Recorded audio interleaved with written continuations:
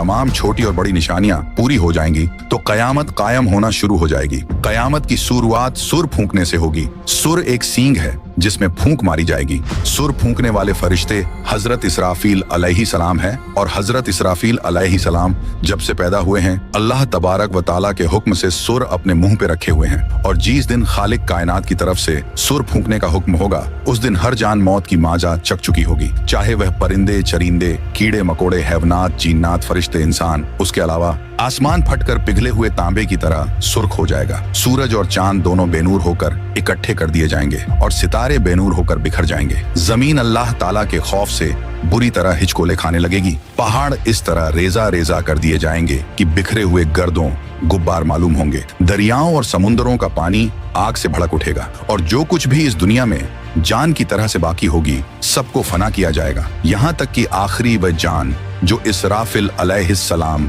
सुर फूंक रहे होंगे, अल्लाह ताला उन्हें भी मौत आता करेंगे, और उस दिन सिर्फ और सिर्फ तन्हा रब्बे जुल जलाल की जात बाकी रहेगी। तो मेरे प्यारे दोस्त, कयामत पार्ट 2 में कयामत के दिन हश्र के मैदान में क्या होगा से लेकर हम गुनहगार उम्मतियों के साथ जन्नत और जहन्नम में क्या क्या होगा, आप लोग इस वीडियो में जानेंगे। तो आप लोगों से गुजारिश है कि आप लोग इस वीडियो को पूरा देखें, और हाँ, एक लाइक शेयर करके अपने दोस्त और घर वालों को भी दिखाएं। तो मेरे भाई, अब उसके बाद जब रब ताला की मर्जी होगी तो फिर से इसराफिल अलैहिस्सलाम को उठाएंगे। अब उन्हें दोबारा सूर फूकने का हुक्म होगा तो फिर से वह सूर फूकेंगे। तो आदम अलैहिस्सलाम से लेकर कयामत तक जितने भी जान आए थे फिर से सबको उठाया जाएगा, और उस वक्त सबसे पहले कब्र से बाहर ताजदार कायनात इमामुल अंबिया हजरत मोहम्मद मुस्तफा सल्लल्लाहु ताला अलैहि वाले वसल्लम तशरीफ लाएंगे। इसके बाद हजरत मूसा अलैहिस्सलाम अपनी कब्र से उठ खड़े होंगे। फिर बाकी लोग भी अपनी कब्रों से बाहर निकलना शुरू हो जाएंगे, और वह सब हश्र के मैदान में लाए जाएंगे, और वहाँ सब मर्द और औरतें नंगे बदन और नंगे पांव के साथ होंगे।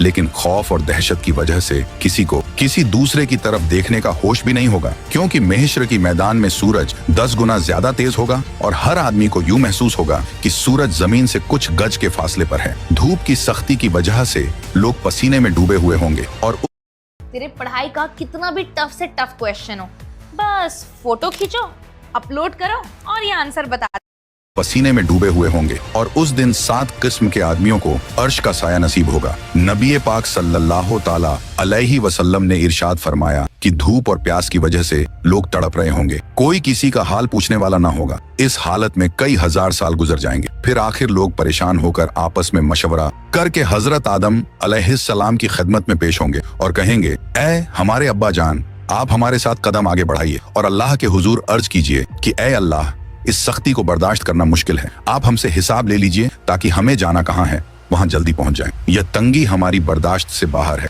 मगर हजरत आदम अलैहिस्सलाम उस वक्त यह कहते हुए इनकार फरमा देंगे कि नहीं, मैंने भूल की वजह से एक दाना खा लिया था, और उस दाने की वजह से 300 साल तक रो रो कर माफी मांगता रहा। हदीस पाक में आया है कि पूरे इंसानों के जितने आंसू हैं वे सारे के सारे 10वां हिस्सा हैं, और 9 हिस्से आंसू हजरत आदम अलैहिस्सलाम के उन 300 सालों में निकले, और उसके बाद अल्लाह ताला ने उनकी तौबा को कबूल फरमा लिया। इतना रोए और माफी मांगने के बाद और तौबा कबूल हो जाने के बाद आखिर उन्होंने बैतुल्लाह शरीफ बनाया और 30 हज पैदल चल कर की। मगर कयामत के दिन वह फिर भी फरमाएंगे, नहीं, मुझे अल्लाह रब्बुल इज्जत के सामने जाने में शर्मिंदगी महसूस हो रही है। गौर कीजिए कि हजरत आदम अलैहिस्सलाम की तौबा की कबूलियत का भी फैसला आ चुका है, लेकिन बंदा अपने की पर पछताता है। जब कयामत के दिन हमारे जद्दे अमजद का ये हाल होगा तो हम लोग जब अपने गुनाहों को लेकर जाएंगे और बगैर तौबा के मर जाएंगे तो हमारे लिए कयामत के दिन अल्लाह रब्बुल इज्जत के सामने खड़ा होना कितना मुश्किल होगा। उसके बाद हजरत आदम अलैहिस्सलाम तमाम इंसानों को कहेंगे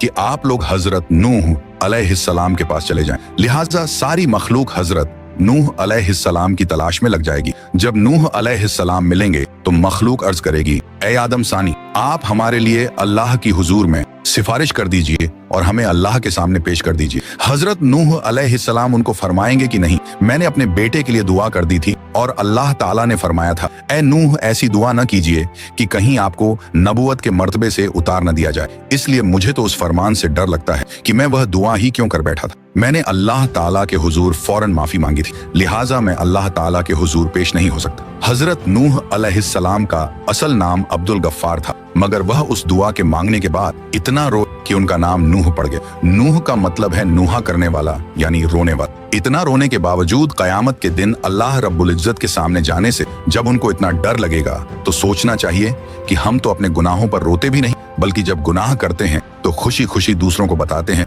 कि मैंने फला गुनाह किया है। तो फिर हम सब कयामत के दिन अल्लाह के हुजूर कैसे पेश होंगे? फिर हजरत नूह अलैहिस्सलाम सब इंसानों को फरमाएंगे कि आप हजरत इब्राहिम अलैहिस्सलाम के पास चले जाएं। फिर सारी इंसानियत इब्राहिम अलैहिस्सलाम को ढूंढकर उनसे अर्ज करेगी कि ए अल्लाह के खलील, आप हमें अल्लाह रब्बुल इज्जत के हुजूर पेश कर दीजिए। लेकिन वह फरमाएंगे कि नहीं, आज मुझे